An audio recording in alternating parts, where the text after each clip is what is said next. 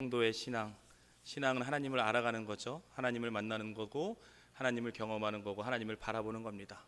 그런 신앙의 삶을 살아가는 가운데 모든 상황을 뛰어넘는 놀라운 기적의 사건들이 여러분의 삶 가운데 반드시 나타나게 될 줄로 믿습니다. 그 하나님을 체험하고 경험하며 살아가는 저와 여러분의 삶이 되기를 축복합니다. 특별히 설 명절인데요, 우리 옆에 분들, 많은 친지분들 오셨는데 인사 한번 나눌까요? 즐거운 설 명절 되십시오. 한 번 더 인사합시다. 행복한 설 명절 되십시오. 이번 설 명절은 정말 즐겁고 행복한 시간 되시길 바랍니다. 서로 헐뜯지 마시고, 서로 싸우지 마시고, 서로 비난하지 마시고, 또 자기 집 자랑, 자기 자식 자랑, 그런 자랑하지 마시고, 좀 안아주고 품어주고 감싸주고 좀 서로 위로해 줄 수 있는 그런 시간 되길 주님의 이름으로 축복합니다. 오늘은 알게 하소서라는 제목으로 말씀을 나눠보도록 하겠습니다. 에베소서 말씀인데요, 에베소서는 에베소 교인들에게 보내는 사도 바울의 편지이죠. 특별히 에베소 교회는 너무나 중요합니다. 왜냐하면 사도 바울이 1차, 2차, 3차 전도여행, 그 선교여행을 하는 데 있어서 가장 중요한 열매가 나타났던 것이 바로 에베소 교회예요. 그래서 너무나 중요합니다. 보통 다른 곳에서는 우리가 믿음의 역사, 사랑의 수고, 소망의 인내로 충만한 교회라는 그 말씀을 나누면서 데살로니가 교회에서는 바울이 3주밖에 머물지 않았어요. 그런데 무려 이 에베소 교회에서는 3년을 넘는 시간을 보냅니다. 그 정도로 애착을 가졌고 그 정도로 열심을 다해 사역하고 복음을 전했던 것이 바로 에베소 교회예요. 그런데 문제는 뭐냐? 에베소 지역이요, 너무나도 영적으로 타락한 도시였다라는 겁니다. 주술과 마술이 가득하고 영적으로 상당히 무너지고 힘든 도시, 그랬기 때문에 아마 에베소 지역에 오래 머무는 것이 아닐까. 그래서 그럼에도 불구하고 사도 바울이 1차, 2차, 3차 전도여행을 통해서요, 이 에베소 지역에 어마어마한 영적인 부흥이 일어납니다. 놀라운 기적의 사건들이 나타나고요, 하나님의 놀라운 부흥의 역사가 나타났다는 거예요. 이처럼 특별하게 그런 애정을 가졌던 에베소 교인들을 향한 바울의 기도죠.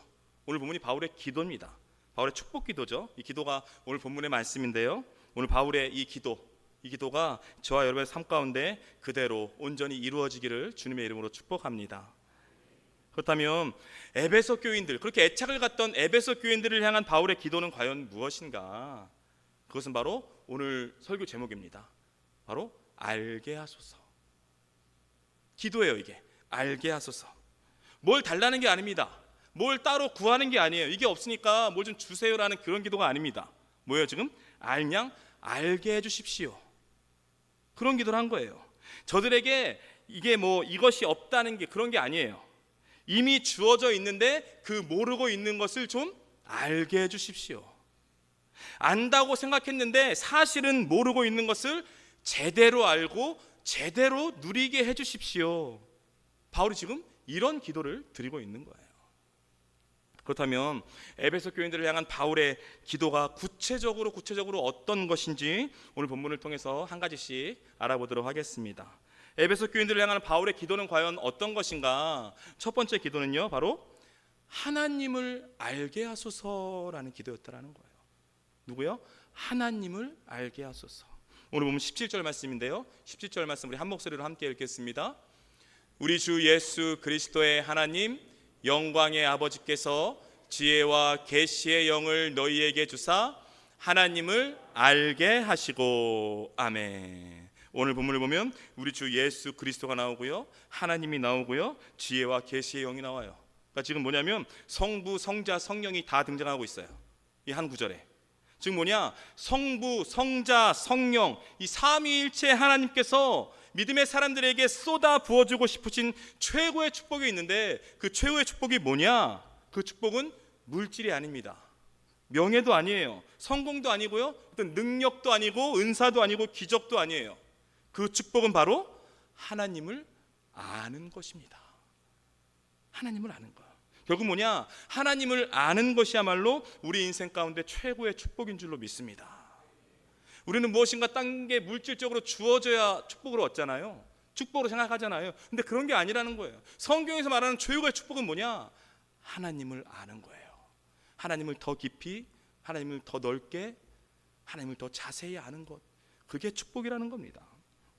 그렇다면 바울은 그렇게 많은 축복 속에 왜 하나님을 아는 축복을 가장 중요하게 여기고 있는 것인가? 그 이유가 있다라는 거죠. 그 이유는 뭐냐? 바로 하나님은 모든 만물의 근원이 되시기 때문에, 그 이유 때문입니다. 여러분, 이 세상에요 하나님보다 높은 분이 없고요, 하나님보다 넓은 존재가 없고, 하나님보다 깊은 존재는 없는 줄로 믿습니다. 그러니까 하나님을 안다는 건 결국 뭐냐? 모든 것을 아는 거예요. 다시요, 하나님을 안다는 건 모든 것을 아는 겁니다. 더 구체적으로 말하면 하나님을 안다는 것은 모든 이 세상의 모든 문제에 대한 그 문제가 풀리는 거예요. 답을 얻는 겁니다. 그게 바로 하나님을 아는 거예요. 여러분, 신앙, 우리가 신앙생활 하는데 신앙을 한마디로 요약하면 신앙은 아는 것입니다. 신앙은 아는 거예요. 그러니까 신앙생활을 하나님께 내가 뭔가 간구해서 뭔가 타내야 되고 얻어내야 되고 이런 관점으로 생각하는 것은 신앙 잘못된 거예요. 잘못된 신앙의 개념인 거죠. 요한복음 17장 3절 말씀인데요, 요한복음 17장 3절 말씀 한 목소리로 함께 읽겠습니다. 영생은 곧 유일하신 참 하나님과 그가 보내신 자 예수 그리스도를 아는 것이니이다. 아멘. 이 본문을 보면 지금 영생을요 시간적인 개념으로 설명하지 않았어요. 영생을 우리가 이 땅에서의 생을 마감하고 저 천국에 가서 영원히 사는 그것으로 설명하지 않았습니다. 영생을 지금 하나님과 나의 관계적인 개념으로 설명했어요. 영생이 뭐냐? 유일하신 참 하나님과 그가 보내신 자 예수 그리스도를 아는 게 영생이래요. 이게 바로 영생입니다. 여러분 보세요. 우리가 예수 믿고 천국 갈 터인데 우리가 천국 가는 게요 어떤 교리를 배워서 가는 게 아니에요. 우리가 천국 가는 게 천국행 티켓을 따내서 가는 게 아니라고요. 우리가 천국 가는 것은요 하나님께서 내 아버지인 것을 알게 되었기 때문에 가는 겁니다. 그렇게 천국 가는 거죠. 즉 뭐냐면 아버지의 자녀가 아니라면 아무런 자격이 없어요. 자격이 있을 수 없지만 아버지를 알고 아버지의 자녀가 되었기 때문에 저 천국에 들어갈 수 있는 자격을 얻게 된 줄로 믿습니다. 그래서 우리가 저 천국으로 가게 되는 거죠. 정말 놀라운 거예요. 왜냐하면 여러분, 창조주 하나님, 전능자 하나님, 절대자 하나님께서 나의 아버지가 되신다? 이거는요 성경밖에 이야기하지 않습니다. 우리가 믿는 신이잖아요. 이 신, 창조주 하나님과 인격적인 관계를 맺을 수 있는 것은요 기독교밖에 없어요. 타 종교에서는 절대 불가능합니다. 여러분, 이처럼 하나님과 우리와의 관계는요 부모와 자녀의 관계처럼 인격적인 관계라는 거예요. 그러니까 결국 뭐냐면 우리 삶 가운데 하나님과의 관계가 더욱더 깊어지고 인격적인 교제가 날마다 이루어지면요 매일매일의 삶이 천국과 같은 삶이 되는 줄로 믿습니다. 결국 뭐냐? 신앙의 여정은 그 하나님을 알아가는 거예요. 그 하나님에 대해서 알아가는 겁니다. 그런데 여러분 보세요. 지금 바울이 에베소 교회 성도들이 이미 하나님을 알고 있잖아요. 하나님을 아니까 믿음 생활을 하는 거잖아요. 하나님을 알고 하나님의 자녀로 살고 있는 에베소 교회 성도들을 위해서 기도하는 건데, 그렇다면 바울은 왜 이미 하나님을 알고 있는데 하나님을 알게 해달라고 기도하는 것일까? 왜 하나님을 이미 알고 있는 사람들에게 하나님을 알게 해달라고 지금 기도를 하고 있는 걸까? 그 이유는 뭘까? 여러분 보세요. 우리가 신앙생활 하면서 신앙이요 좀 느슨해지고 정체가 오는 순간이 있습니다. 좀 정체기가 온다라는 거예요. 그때가 언제냐? 그때는 바로 내가 하나님을 잘 알고 있다고 생각할 때, 나 다 알아. 하나님 어떤 분인지 알아. 내가 신앙에 대해서 좀 안다고 생각할 때, 내가 하나님에 대해서 좀 많이 알고 있다고 생각할 때 신앙의 정체기가 오는 거예요. 내가 이미 하나님을 잘 알고 있다고 생각하면 신앙은 재미없어지죠. 그 순간부터 신앙은 그냥 무미건조한 삶이 돼버리는 거예요. 그러나 여러분 보십시오. 우리가 과연 저 전능자 하나님에 대해서 얼마나 알고 있을까요? 여러분, 하나님에 대해서 얼마나 알고 계십니까?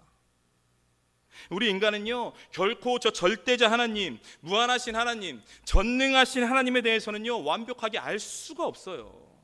우리는 알 수 없습니다. 아니, 우리가 그 깊으신 하나님의 생각을 어떻게 알 수 있겠어요? 아니, 우리가 그 넓으신 하나님의 계획과 섭리하심을 어떻게 다 알 수 있겠냐고요. 불가능한 거죠. 그래서 내가 하나님을 정말로 잘 안다, 잘 알고 있다는 그런 말 자체가 교만한 거예요. 그래서요, 그리스도인들에게 있어서 예나 지금이나 변함없는 진리가 하나 있는데요, 그게 뭐냐? 그것은 바로 하나님과 가까워지는 것보다 더 위대한 이론은 없다라는 겁니다. 가까워져야 한다는 거예요. 즉 뭐냐? 하나님을 더 알고 깊이 교제하는 것보다 더 우선적인 것은 없다라는 거예요. 그게 최고의 신앙의 모습이라는 거죠. 그래서 결국 오늘 본문에서 바울이 다른 기도도 많은데 다른 그 어떤 기도보다 가장 우선적으로 하나님께 간구하고 있는 기도는 뭔가? 그게 바로 하나님께 무엇을 달라는 게 아니잖아요. 뭘 달라는 게 아니라 하나님을 알게 해주십시오, 하나님을 더 잘 알게 해주십시오라는 이 기도를 지금 올려드리고 있는 거예요. 왜 그렇습니까? 왜냐하면 하나님을 알아가는 것이 바로 우리 인생과 신앙의 전부이기 때문에. 사랑하는 여러분, 하나님을 모르면요, 인생은요 방황하게 되어 있습니다. 하나님을 모르면 신앙은요 흔들리게 되어 있어요. 그리고 여러분, 바라옵기는요, 날마다 하나님께 가까이 나아가십시오. 매 순간 하나님을 더욱더 알아가세요. 하나님을 알면 여러분의 과거로부터 얽혀있던 그 수많은 문제들이 다 풀리게 될 줄로 믿습니다. 하나님을 알면 여러분의 현재의 삶이 평안해질 줄로 믿습니다. 하나님을 알면 여러분의 미래의 앞길이 활짝 열리게 될 줄로 믿습니다. 결국 뭐냐? 하나님을 아는 데서부터 모든 것이 시작되는 거예요. 그렇게 부디 하나님을 더 많이 더 깊이 알아가는 저와 여러분이 되기를 축복합니다. 에베소 교인들을 향한 바울의 기도, 첫 번째 기도는 하나님을 알게 하소서라는 기도였고요, 두 번째 기도는 뭐냐? 하나님의 부르심의 소망이 무엇인지 알게 해주십시오라는 기도라는 거예요. 오늘 보면 18절 말씀인데요, 18절 말씀 우리 한 목소리로 함께 읽겠습니다.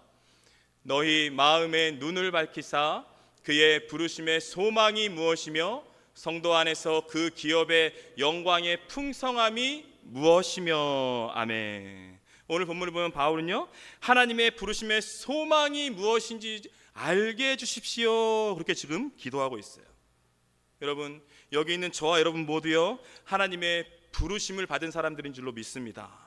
우린 부름받은 사람들인 거죠. 여기 있는 단 한 사람도 이 세상에 아무 뜻 없이 존재하고 있는 사람은 아무도 없다라는 거예요.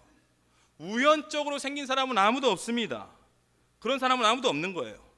그래서 오늘 본문을 보면 부르심의 소망이라고 표현하고 있어요. 부르심의 소망. 이 말이 뭐냐? 이 말이 즉슨 하나님의 부르심에는 언제나 소망이 있다는 거예요. 그 말씀을 하고 있는 겁니다.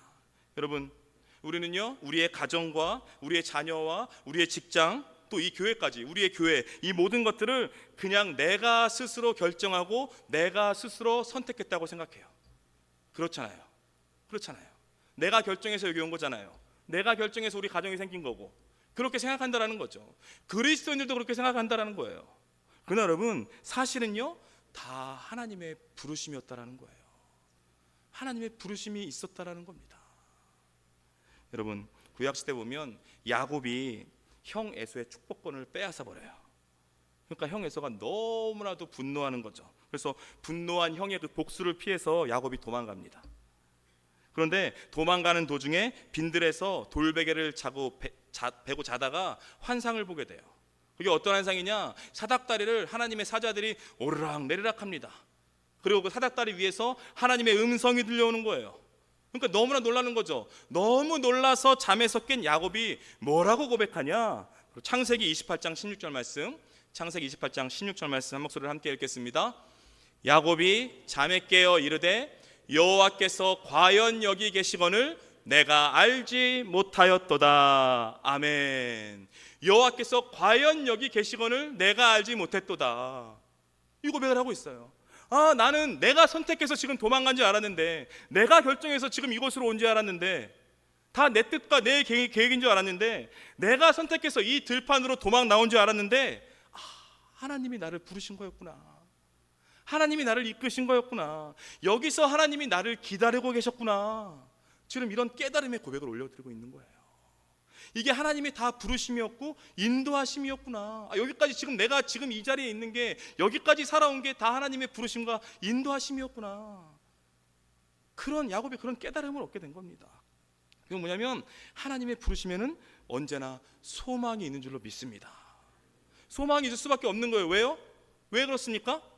부르신 그분께서 이끄시고 그의 삶을 완성해 가시기 때문에 소망이 있을 수밖에 없는 거죠. 제 얘기를 잠깐 해드리면, 저는 남들보다 좀 늦은 나이에 신학을 했어요. 30대에 신학을 하는 바람에 준비가 되어 있지 않습니다. 젊은 사람들보다 준비가 안 돼요. 젊은 시절부터 계속 교회에서 사역하고 있는 사람들은 그래도 경험이 많잖아요. 근데 경험이 없는 거예요. 그래서 어떤 선교 단체라든지 사역의 경험이 뭐 아무것도 없었습니다. 경험이 없었죠. 그 가운데 가장 어려웠던 건 뭐냐? 뭐 목회하는 사람이 다 똑같을 거예요. 사람들 앞에서 말하는 거. 이게요, 보통 두려움과 이게 보통이 아닙니다. 이게 처음 쓸 때의 그 어떤 두려움은 어마어마해요. 앞에서 말을 한다는 게, 사람들 앞에서 말하는 게 너무나 힘든 거예요. 그래서 어떻게 학부 시절에는 공부하고요, 대학원 시절에도 거의 사역보다는 공부 위주로 했죠. 이제는 대학원을 졸업하고 이제는 의무적으로 사역을 나가야 할 때가 된 거예요. 의무적으로 사역을 해야 됩니다. 그러니까 목회자들이 뭐 다 똑같겠지만 똑같은 거예요. 저도 하나님, 저 아직 준비가 안 됐습니다. 지금 이 상태로 나갔다가는 뭐 아무 사역 못합니다. 어떻게 합니까? 말도 제대로 못하고 설교도 해본 적도 없고 사람들을 이끌어 본 적도 없고 사역을 해본 경험도 없는데 지금 어떻게 나가란 말입니까? 어떻게 해야 합니까? 못하겠습니다. 늦은 나이에 말도 제대로 못하고 너무 준비가 안 됐습니다. 이런 기도가 막 나오는 거예요. 나올 수밖에 없죠. 막막하니까. 저 못하겠습니다. 너무나 두렵습니다. 근데 그때 하나님께 주신 응답이 뭐냐? 너 준비 안 된 거 안다. 너 준비 안 됐지만 내 부름을 받아들이기만 하면 내가 너를 들어쓰겠다. 너 준비 안 된 거 안다. 그래도 내 부르심에 순종하기만 하면 내가 너를 들어쓰겠다. 이런 메시지를 주시는 거예요. 그럼 결국 뭡니까? 그러니까 너무 힘들었죠. 사역 초반에도 그렇고 지금 똑같지만 사역 초반에 정말로 힘들었습니다. 근데 힘들었는데 그 시간들을 그래도 지나고 버티고 부르심을 따라가다 보니까 지금 여기까지 오게 된 거예요. 사랑하는 여러분, 하나님의 부르심에는요 언제나 소망이 있는 줄로 믿습니다. 처음에는 힘들죠. 처음에는 너무나 힘든 것 같고 이 힘든 게 계속 지속될 것 같아도 하나님이 부르신 곳에서는 반드시 소망이 있다는 거예요. 그리고 여러분, 바라보기는요, 하나님의 부르심을요 현재의 시점에서 바라보지 마십시오. 하나님의 부르심을 현재의 시점에서 판단하지 마세요. 하나님의 부르심을 내 기준으로 결정하고 판단하지 마십시오. 힘들고 어려울지라도 그 하나님의 부르심을 붙잡고 따라가다 보면 반드시 소망의 사건이 일어나게 되는 줄로 믿습니다. 부디 부르심의 소망을 품고 살아가는 저와 여러분이 되기를 축복합니다. 에베소 교인들을 향한 바울의 세 번째 기도는 뭔가? 바로 기업의 영광의 풍성함이 무엇인지 알게 해주십시오 라는 기도라는 거죠. 오늘 보면 18절 말씀 다시 한번 한 목소리로 함께 읽겠습니다. 너희 마음의 눈을 밝히사 그의 부르심의 소망이 무엇이며 성도 안에서 그 기업의 영광의 풍성함이 무엇이며. 아멘. 오늘 하반절을 보면 바울은요, 그 기업의 영광의 풍성함이 무엇인지 알게 해주십시오, 그런 기도를 올리고 있는 거예요. 여기서 기업이라는 것은요 우리에게 주어진 유산, 그것을 말하고 있는 거예요. 그런데 이것은요 땅의 기업이 아니에요. 땅의 기업이 아니라 하나님이 주신 기업을 지금 말하고 있는 것입니다. 결국 뭐냐? 하나님께서 우리에게 주신 기업은 풍성한 영광이 있다는 것을 알게 해주십시오 라고 지금 바울이 기도하고 있는 거예요. 시편 16편 6절 말씀인데요, 시편 16편 6절 말씀 한 목소리로 함께 읽겠습니다. 내게 줄로 재어준 구역은 아름다운 곳에 있으며 나의 기업이 실로 아름답도다. 아멘. 이 말의 뜻은 뭐냐면 하나님이 내게 기업을 주셨어요. 근데 하나님이 내게 주신 기업은 줄로 재어서 정확하게 주셨다라는 거예요. 정확하게 주셨다라는 겁니다. 그리고 뭐예요? 그 기업은 실로 아름답다라는 거예요. 그 말씀을 하고 있는 겁니다. 그렇다면 하나님이 우리에게 주신 기업이 그 줄로 재어서 정확하게 주셨고 아름다운 거라고 말씀하고 있는데, 그렇다면 그 기업이 과연 뭔가? 성경에서 말하고 있는, 지금 본문에서 말하고 있는 이 기업은요 바로 여러분의 자녀들, 여러분의 가정, 여러분의 일터, 우리 믿음의 공동체를 지금 말하고 있는 거예요. 이게요, 절로 재어서 정확하게 주신 거라는 겁니다. 하나님이 주신 이 기업이요, 너무나 아름답다라는 거예요. 풍성한 영광이 있다라는 거예요. 즉 그 말씀을 우리에게 주고 있는 겁니다. 그러니까 뭐냐면 우연이 아니라는 거예요. 하나님의 역사에 우연은 없습니다. 기독교인들, 그리스도인들의 삶 가운데 딱 없애야 할 단어는 딱 하나죠. 우연. 우리에게 우연은 없어요. 하나님이 줄로 재어서 아주 정확하게 주셨다라는 거예요. 무엇을요? 여러분의 자녀와 여러분의 가정과 여러분의 일터와 우리 믿음의 공동체를. 할렐루야. 주님이 주신 거예요. 주님이 주셨다라는 거예요. 주님이 주신 건 뭐예요? 풍성한 영광이 있다라는 겁니다. 주님이 뭐예요? 주님이 주신 것은 아름답다라는 거예요. 그리고 여러분, 시간 간절히 바라옵기는요, 여러분의 가정과 다른 가정을 절대 비교하지 마십시오. 여러분, 비교하지 마세요. 왜 나에게 이런 부모를 주셨습니까? 주님, 왜 나에게 이런 자녀를 주셨습니까? 이렇게 하나님께 따지지 마세요. 따지시면 안 됩니다. 왜 그렇습니까? 왜냐하면 여러분에게 주신 그 기업은요, 풍성한 영광이 있기 때문에. 여러분에게, 하나님께서 여러분에게 주신 기업은요, 실로 아름다운 줄로 믿습니다. 정확하게 주셨다는 거예요. 영광이 있다는 거고 아름답다라는 겁니다. 그렇게 하나님께 왜 나에게 이렇게 주셨습니까? 왜 이런 부모를, 왜 이런 자녀를 줬습니까? 그렇게 따지시면 안 된다라는 거예요. 그게 하나님의 부르심이고, 그 부르심에는, 그 기업을 주신 데에는 분명히 하나님께 뜻과 계획이 있고, 그것은요, 풍성한 영광이 나타나게 되어 있다라는 거예요. 여러분 보세요. 하나님께서 아브라함을 선택하십니다. 아브라함을 부르셨어요. 그래서 본토 친척 아비 집을 떠나 내가 내게 지시할 땅으로 가라. 그러면 너는 복이 될 것이다. 이게 바로 창세기 12장 1절, 2절, 3절 말씀이에요. 우리 그리스도인들 이 말씀 너무 좋아합니다. 그래서 이 말씀을 가슴에 품고 살아가죠. 복이 될 것이다 말씀이잖아요. 근데 문제는 그 다음을 잘 안 읽어요. 거기까지만 읽죠. 여기까지만 내 말씀이다. 그 다음을 읽지 않습니다. 그 4절 이하 말씀은 어떠냐면, 그 하나님께서 약속하신 그 땅, 가라는 그 땅이요, 척박해요. 땅이 너무나 척박한 거예요. 매우 척박한 땅이었고요, 원주민들이 이미 주인으로 차지하고 있는 땅이었다고요. 아니, 생각해 보세요. 이삿짐 들고 몇천 킬로를 해서 힘들게 갔는데 다른 사람들이 이미 주인으로 차지하고 있는 그런 땅인 거예요.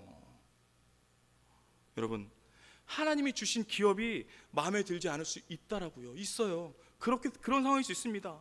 그렇게 안 좋을 수 있다라는 거예요. 그런데 보세요. 아브라함이, 아니 하나님이 주신 기업은 영광스럽다면서, 하나님이 주신 기업은 아름답다면서 왜 이런 겁니까? 이게 뭡니까? 나한테 왜 이렇게 이런 거 주신 겁니까? 그렇게 따졌나요? 불평했나요? 반항했나요? 아니요. 그러지 않았어요. 이게 뭡니까? 이게 무슨 영광스러운 겁니까? 이게 무슨 아름다운 겁니까? 따지거나 불평하거나 원망하지 않았어요. 아브라함이 어떻게 해요? 하나님 감사합니다. 하나님 감사합니다. 그리고 거기서 제단을 쌓고요, 하나님께 예배하잖아요. 그렇게 제단을 쌓고 하나님께 예배할 때 하나님께서요, 그 척박한 땅, 정말로 척박한 그 땅을 하나님의 약속대로 젖과 꿀이 흐르는 땅으로 바꿔주시는 그 기적을 베풀어 주신 줄로 믿습니다. 그러니까 여러분, 바라옵기는요, 다른 사람의 직업, 다른 사람의 직장을 여러분 부러워하지 마십시오. 부러워하지 마세요. 다른 사람의 연봉을 부러워하지 마세요. 다 부러운 눈치들. 부러워하지 마십시오. 여러분, 직장 부러워하지 마시고요, 직업 부러워하지 마세요. 여러분이 있는 그 자리가, 여러분의 일하는 그 자리가 하나님이 주신 기업이다. 하나님이 주신 기업이라면 그 자리는 영광스러운 줄로 믿습니다. 그 자리가 가장 아름다운 자리인 줄로 믿습니다. 특별히 우리 학생들 있으면, 학생들은요, 다른 사람의 학력 부러워하지 마세요. 다른 사람의 대학 간판을 부러워하지 마십시오. 하나님이 지금 여러분에게 주신 그 자리, 여러분 주신 기업은 이미 아름답고 영광스러운 자리인 줄로 믿습니다. 부디 우리에게 주신 그 기업의 영광의 풍성함을 체험하며 살아가는 저와 여러분이 되길 축복합니다. 에베소 교인들을 향한 바울의 기도, 마지막 네 번째 기도는 뭐냐? 바로 하나님의 능력의 지극히 크심을 알게 하옵소서라는 기도예요. 오늘 본 19절 말씀인데요, 19절 말씀 한 목소리로 함께 읽겠습니다. 그의 힘의 위력으로 역사하심을 따라 믿는 우리에게 베푸신 능력의 지극히 크심이 어떠한 것을 너희로 알게 하시기를 구하노라. 아멘. 오늘 본문 보면 바울은요, 우리에게 베푸신 그 능력의 지극히 크심을 알게 해주십시오 라고 지금 마지막으로 기도하고 있는 거예요. 즉 뭐냐, 하나님이 부르시잖아요. 하나님이 부르시고 기업을 주십니다. 그리고 뭐예요? 그것을 감당할 수 있는 힘까지, 능력까지 부어 주신다라는 거예요. 그 말씀을 하고 있는 겁니다. 그런데 바울이 지금 말하고 있는 하나님께서 우리에게 보여주시는 그 능력, 그 능력이 사실은 이미 우리에게 주어졌다는 것을 알게 해주십시오 라고 그 기도를 하고 있는 거예요. 그렇다면 이미 하나님이 우리에게 주신 그 능력은 과연 무엇인가? 그 능력은 바로 능력 중의 능력이죠. 최고의 능력은 바로 죽은 자들 가운데 다시 살리시는 부활의 능력을 말하고 있는 거예요. 이어지는 본문 20절 말씀인데요, 20절 말씀 한 목소리로 함께 읽겠습니다. 그의 능력이 그리스도 안에서 역사하사 죽은 자들 가운데서 다시 살리시고 하늘에서 자기의 오른편에 앉히사. 아멘. 오늘 본문을 보면 그의 능력이 죽은 자들 가운데서 다시 살리셨다 이렇게 말씀하고 있습니다. 부활의 능력인 거죠. 여러분, 부활의 능력은요, 죽음을 넘어서는 능력입니다. 죽음을 초월하는 능력이에요. 예를 들어 이런 거죠. 정말로 인생 가운데 돈이 다 끊어지고요, 모든 관계가 다 끊어지고요, 내 생명마저 끊어지는 고통과 절망의 상황에 맞닥뜨린 그런 사람들이 있다는 거예요. 그런 사람들이 있습니다. 그래서 심한 우울증에 빠지고 자살 충동에까지 이르는 사람들이 있다는 거예요. 그러니까 누가 봐도 이런 상황에서는 불가능한 거죠. 버틸 수 없는 거예요. 견디라고 말도 못하는 거예요. 너무나 어렵고 절망스러우니까. 견디라는 말도 못해주는, 참으라는 말도 못해주는 겁니다. 너무나 고통스러우니까. 그런데요, 이런 사람들이 다시 일어나는 거예요. 다시 사는 거예요. 우울증에 빠졌던 사람들이, 자살 충동에 늘 허우적대던 그런 사람들이 이제는 너무나 살고 싶은 인생으로 바뀌게 되는 거예요. 왜 그렇습니까? 왜냐하면요, 그 안에 계신 예수 그리스도의 그 부활의 능력이 그 안에서 죽음과 절망을 뛰어넘게 한 줄로 믿습니다. 이게 바로 부활의 능력이라는 거예요. 우리와 함께 하시는, 우리와 늘 동행하시는 예수 그리스도의 부활의 능력이 저와 여러분에게 동일하게 임하는 줄로 믿습니다. 그게 우리에게 있다라는 거예요. 그게 너무나 중요하다는 거죠. 여러분, 부활은요, 현재의 고난을 뛰어넘는 초월하는 능력인 거죠. 근데 중요한 사실이 뭐냐? 그것은 바로 부활의 능력, 놀라운 권세가 이미 우리에게 주어졌다라는 거예요. 주님께서, 예수 그리스도께서, 부활의 능력을 소유하신 예수 그리스도 우리와 함께 하시기 때문에 그 능력이 우리에게 주어졌다라는 겁니다. 우리가 이걸 놓치고 있다라는 거예요. 그래서 뭐예요? 이제는 그 능력을 선포하는 거예요. 선포하는 거. 제가 기도할 때나 말씀 설교할 때 자주 말씀드리잖아요. 기도할 때도 부르짖어서 기도하라고 하잖아요. 여러분, 우리 기독교가 지금 잃어버린 게 뭐예요? 소리를 잃어버렸어요. 너무 고상한 종교로 가고 있어요. 교양적인 종교로 가고 있습니다. 소리의 힘을 잃어버렸어요. 부르짖지 않아요. 말씀을 선포하지 않아요. 머리에 넣는 지식으로는 많이 듣는데 내가 삶 가운데 이 말씀을 선포하지 않고 삶 가운데 내가 부르짖어 기도하지 않습니다. 그래서 우리 삶 가운데 아무런 역사도 일어나지 않는 거예요. 역사가 나타나지 않습니다. 여러분, 우리 70, 80년대에 우리 교회가 부흥했던 시절 한번 떠올려 보세요. 그때 우리 기독교인들이 갖고 있던 게 뭡니까? 간절한 부르짖음이었어요. 간절하게 기도했습니다. 정말 우리 어머니 또래들 어마어마하게 기도했잖아요. 그런데 지금 그걸 다 놓치고 있다는 거예요. 교회들이 놓치고 있어요. 부르짖지 않아요. 점잖은 기독교가 돼버렸어요. 그러나 기독교는 점잖은 종교가 아닙니다. 여러분, 우리는 점잖은 종교가 아니에요. 우리는 삶 가운데 또 교회 가운데 성령의 놀라운 능력과 역사를 체험해야 돼요. 우리가 부르짖지 않고서는, 선포하지 않고서는 그런 체험이 우리에게 올 수가 없다라는 거예요. 그래서 여러분, 말씀을 선포하셔야 됩니다. 부활의 능력을 선포하셔야 돼요. 내 안에 상처나고 훼손되고 죽어져 있는 모든 영역들은 다시 살아날지어다. 선포하시는 거예요. 선포하셔야 돼요. 우리 가정 가운데, 우리 가족 가운데 대립되고 있는 죄악의 습관과 어둠과 사망의 그림자들은 예수 그리스도를 명하노니 다 떠나갈지어다. 선포하시는 겁니다. 선포하셔야 돼요.